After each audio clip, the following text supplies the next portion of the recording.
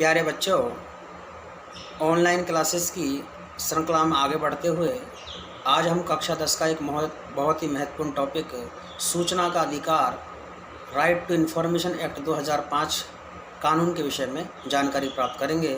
माध्यमिक शिक्षा बोर्ड राजस्थान की 2018 की सप्लीमेंट्री एग्ज़ाम में इसके बारे में प्रश्न पूछा गया है और इस साल भी इस पर पूछे जाने की पूरी संभावना है प्रश्न, इसलिए आप इसके ध्यान से सुनेंगे। सूचना का अधिकार क्या है? भारत का प्रत्येक नागरिक टैक्स पेयर है और चूंकि हम टैक्स सरकार को देते हैं, इसलिए हमें जानने का यह अधिकार है कि हमारे टैक्स के पैसे का सरकार में कहाँ उपयोग किया जा रहा है, कितना उपयोग किया जा रहा है। इसी बात को ध्यान में रखते हुए 13 अक्टूबर 2005 को सरकार के द्वारा एक कानून पारित किया गया, सूचना का अधिकार कानून। इस कानून का प्रयोग करते हुए आप सरकार के किसी भी डिपार्टमेंट से यानी विभाग से कोई भी सूचना प्राप्त करने का अधिकारी है। आपका यही अधिकार सूचना का अधिकार कानून है। आपको सूचना देने से कोई मना नहीं कर सकता है, क्योंकि ये आपका अधिकार 13 अक्टूबर 2005 से लागू हो गया है। आप कौन कौन सी सूचनाएं प्राप्त कर सकते हैं, इसे मैं आपको विस्तार से बता रहा हूँ। पहला, आप केंद्र सरकार, राज्य सरकार या स्थानीय जो सरकार है उसके किसी भी विभाग से संबंधित कोई भी सूचना प्राप्त कर सकते हैं। सरकारी जो दस्तावेज है या रिकॉर्ड्स जो है उनको आप देख सकते हैं, उनकी प्रमाणित प्रतियां ले सकते हैं।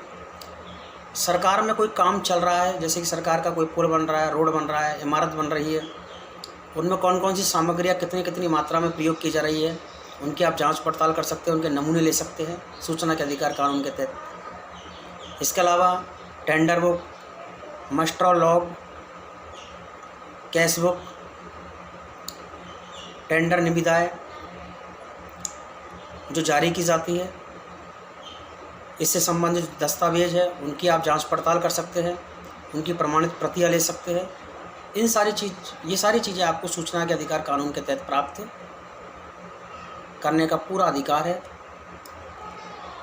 अब इस कानून का आप प्रयोग कैसे करेंगे, यानी सूचना आपको किस प्रकार से प्राप्त करनी है, इसका तरीका मैं आपको बता रहा हूँ। बहुत ही सिंपल तरीका है सूचना प्राप्त करने का। जिस भी डिपार्टमेंट से आपको सूचना प्राप्त करनी है वहाँ पर आप एक सादा आवेदन पत्र दीजिए और उसमें जो जो सूचनाएं आपको चाहिए उन सूचनाओं का विवरण दीजिए। उसके साथ में 10 रुपये नकद जमा कराइए या 10 रुपये का पोस्टर ऑर्डर लगा दीजिए। और जिस डिपार्टमेंट से सूचना आपको चाहिए है उस डिपार्टमेंट में आप ये आवेदन पत्र जमा करा दें। अगर सपोज कीजिए सूचना बड़ी है, यानी आपने जो 10 रुपये जमा कराए और उससे सूचना बड़ी है, तो आपको अलग से जेरोक्स के पैसे जमा कराने होंगे। यदि आप सूचना फ्लॉपी में चाहते हैं, सीडी में चाहते हैं, तो उसके लिए 50 रुपये आपको जमा कराने होंगे। यदि आप सरकार के कोई दस्तावेज है, रिकॉर्ड है, उसको जांच पड़ताल करना चाहते हैं, देखना चाहते हैं, तो पहले घंटे में आपको निःशुल्क दिखाया जाएगा, क्योंकि आपने पहले से 10 रुपये जमा करा दिए है। इसके बाद में प्रत्येक 15 मिनट के लिए या उससे कम समय के लिए आपको 5 रुपये अतिरिक्त देने होंगे। 30 दिवस के अंदर आपको सूचना दे दी जाएगी। आपको सूचना देने से कोई मना नहीं कर सकता है। और जीवन और स्वतंत्रता से संबंधित यदि कोई सूचना है तो वो आपको 30 दिवस में नहीं बल्कि 48 घंटे में ही मिल जाएगी। ऐसा इस एक्ट के अंदर प्रावधान किया गया है। क्वेश्चन ये है कि यदि आपको आपने सूचना के लिए आवेदन किया है और आपको सूचना नहीं मिले तो आप क्या करेंगे। इस एक्ट में ये प्रावधान किया गया है कि यदि 30 दिवस के अंदर आपको सूचना नहीं मिलती है तो सूचना अधिकारी पर 30 दिवस के बाद में प्रतिदिन के हिसाब से 250 रुपये या अधिकतम 25,000 रुपये का जुर्माना, इसके साथ में अनुशासनात्मक कार्रवाई का भी प्रावधान है। इसलिए आपको सूचना पक्का मिलेगी। लेकिन कुछ सूचना ऐसी भी जो आपको नहीं मिल सकती है। आओ हम ये देखते हैं वो कौन कौन सी सूचना है जो हमें नहीं मिल सकती है। सरकार ने ये प्रावधान किया है कि रक्षा, सुरक्षा, विदेश से संबंधित कोई मामले, आर्थिक विभाग से संबंधित कोई मामले या विज्ञान से संबंधित जो मामले हैं जिनमें गोपनीयता का प्रश्न है, ऐसे मामलों की सूचना इस एक्ट के तहत आपको नहीं दी जाएगी। अब सूचना अधिकारी कौन है आपका? यदि भी आप किसी भी डिपार्टमेंट में जाएंगे तो वहाँ पर उस डिपार्टमेंट में सूचना अधिकारी का नाम साफ साफ लिखा हुआ होता है।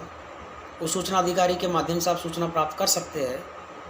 लेकिन बहुत से डिपार्टमेंट ऐसे भी देखेंगे जहां आपको सूचना अधिकारी का नाम नहीं मिलेगा। उदाहरण के लिए मैं आपको अपने स्कूलों में बता दूं, हमारे स्कूलों में बहुत से में सूचना अधिकारी का नाम नहीं लिखा मिलेगा। तो आपको मैं बता दूं, आपके स्कूल में सूचना अधिकारी आपके प्रधानाचार्य सर या मैडम ही होते हैं। इसके अलावा कहाँ कहाँ पर कौन कौन सूचना अधिकारी होते हैं उसका संक्षिप्त विवरण मैं आपको बताने जा रहा हूँ।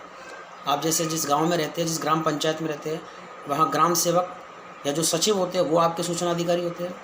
यदि आप पंचायत समिति में रहते हैं तो विकास अधिकारी आपके सूचना अधिकारी होते हैं। यदि आप जिला परिषद में रहते हैं तो मुख्य कार्यकारी अधिकारी आपके सूचना अधिकारी होते हैं। यदि आप नगर पालिका में रहते हैं तो अधिशासी अधिकारी आपके सूचना अधिकारी हैं।